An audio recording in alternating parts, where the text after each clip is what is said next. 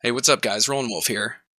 Just going to get into a trade recap from yesterday, and I made about $15,000, which actually brought me to over $300,000 in profits for the year, which is just amazing. I mean, if you would have told me a year ago that this is where I'd be, there's no way I would have believed you. But I've grinded super hard, late night studying, preparing, um, researching, and then get a couple hours of sleep and wake up early in the morning and do it all over again. Um, but it's all been worth it. It's definitely all been worth it. And I just have to give a quick shout out to Tim Sykes. Um, Without finding him, there's a very good possibility I wouldn't be doing this. I'd be doing what I was doing before. And so I'm super grateful for him, for his teachings and guidance, and it's been amazing. So that being said, I'll go ahead and get into the trade recap for you. And this trade is actually the one that brought me over $300,000, and it was after hours yesterday. And this is HMNY, and all of you should know this one, obviously, unless you're living in a cave somewhere.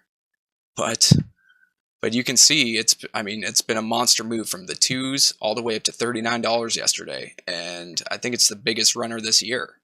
Maybe the biggest runner since Dries last year, which was, everyone knows Dries too. So similar psychology behind this chart, and I didn't play any of it only because when you go back in the history, you can see every spike that's happened over the last, several months or a year even has been just completely rejected, and it's been, a slam dunk short up until now.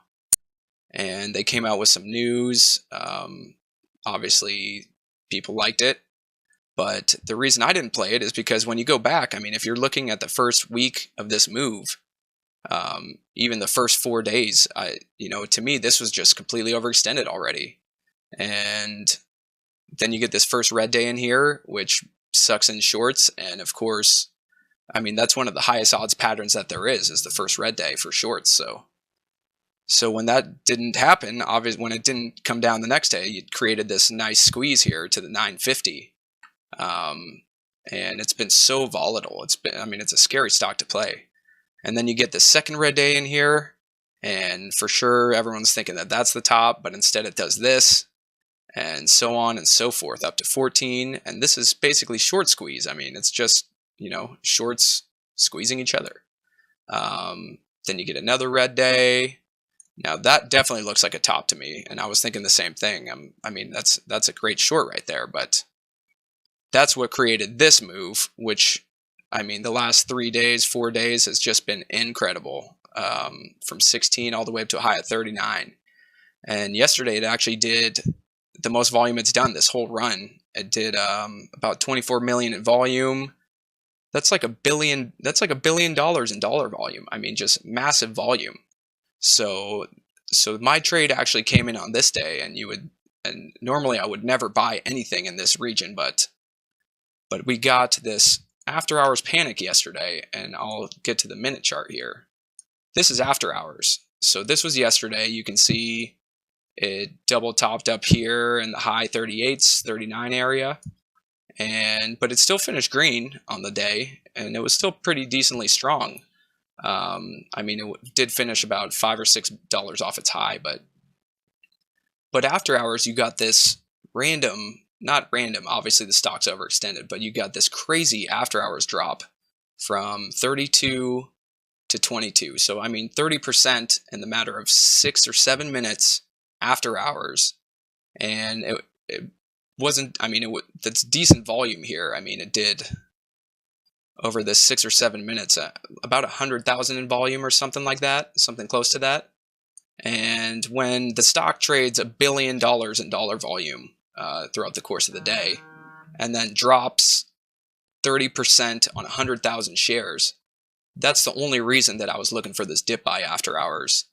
And you can actually see my buys and sells at the bottom of this, but I ended up taking a position on this first green candle after this gigantic drop, and I bought some at 24.75 and some at 25.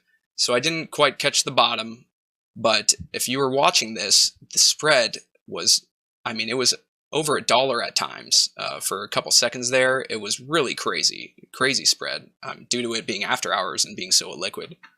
But I went ahead and took a position. Definitely not the safest trade, but it kind of was. It kind of felt like a pump and dump. Basically, it kind of felt like dip buying the panic on a pump and dump, which I've done a video on before. I'll post a link to that as well. And I got in here 24, 75, and 25. I grabbed 1,000 shares. I'm sorry, 2,000 shares. And obviously I did have to sit through some pain, but it's not as bad as it looks. I mean, I ended up right in here. The spread was still pretty funky. Once again, not the safest trade, but then I got this nice little pop, and I sold right into these 2 green candles right off the bat. I offloaded, I think like 1,000 shares or something just to make myself, just to lessen the risk. I was down several $1,000s on this trade at one point, but I did sell into this pop quickly, and then for the rest of this move back up to $29. So we're talking, you know, $4 a share or so. I just sold the rest of it into this little pop. And in the matter of less than 10 minutes, I made $5,000 and wiped my hands clean and walked away. And that's the last I was thinking about this stock. It was definitely scary after hours dip buy. But like I said, just reading the situation, it had done $1 billion in dollar volume and then 100,000 tanks at $10. There was sure to be some covering here and some other dip buyers. So that was this trade. It worked out really well, and it brought me over $300,000 in profits for the year. So it's pretty awesome. I actually also played it today, and today was the big tank day with real volume. You know, this was kind of not artificial, but it was, to me, it was a signal that this was going to happen today for sure. And it's likely the end of this for now. I mean, this thing was bound to come down. And we'll get into one more thing. So we'll actually get into my overnight holds for tonight quickly while I'm at it. And you can see my positions here.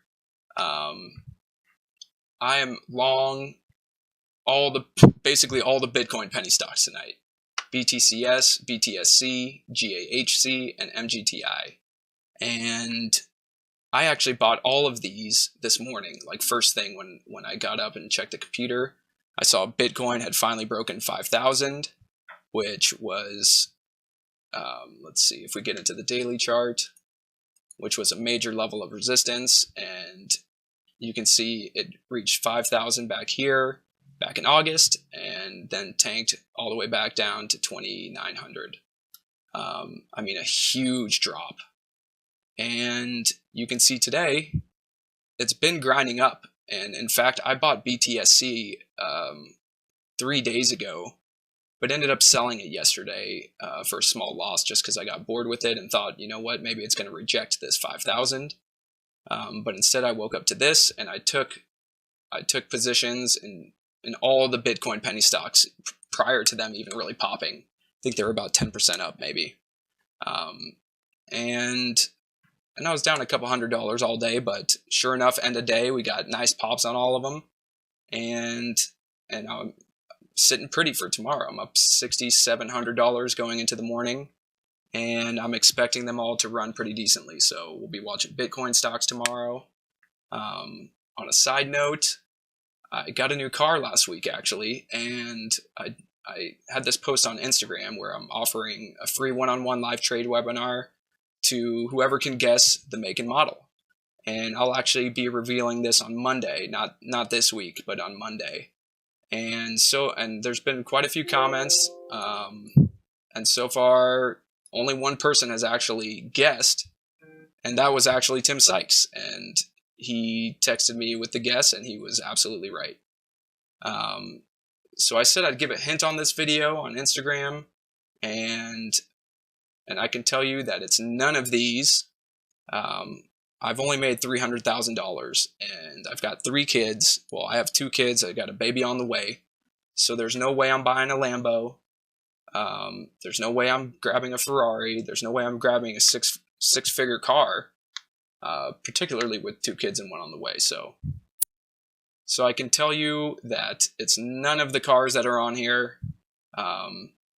It may not even just be a car, but it also was not shipped. This is misleading. This was kind of a joke. Definitely this statement here of my dream car is being shipped is not completely accurate.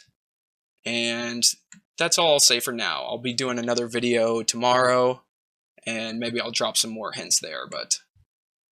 But on top of that, on top of a live one-on-one trading webinar with me, Tim Sykes is actually sweetened the offer. He's going to be giving away How to Make Millions, which is a sweet guide. It's actually the DVD that really started me off on the right foot once I decided to take this thing seriously. And so he'll be giving out How to Make Millions. Check us out on Instagram and go ahead and take your best guess. And if you get it, you'll get a free trading webinar with me, and you'll get a free copy of How to Make Millions, which is an awesome guide. Anyways, guys, so go ahead and do that. And also, one last thing on Bitcoin is I think I did a 20-minute video on this exact subject and on how to capitalize on sector momentum, particularly with Bitcoin, and how to trade Bitcoin penny stocks, which is that's the only reason that I'm sitting like this tonight on 67.30 is because I have done this several times in the past. Every time Bitcoin runs, I've made many thousands of dollars by buying these really, really junky Bitcoin related penny stocks. So I'll post a link to that video above as well.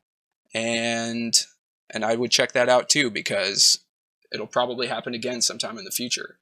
And tomorrow should be a good day. It's actually, it's setting new highs as we speak. So anyways, have a good one, guys, and I'll catch you guys tomorrow. My name is Tim Sykes, and I teach people to trade stocks. I am a self-made multimillionaire. So this is the ideal trade that I'm going to talk about. I want you guys to understand every single aspect of this trade.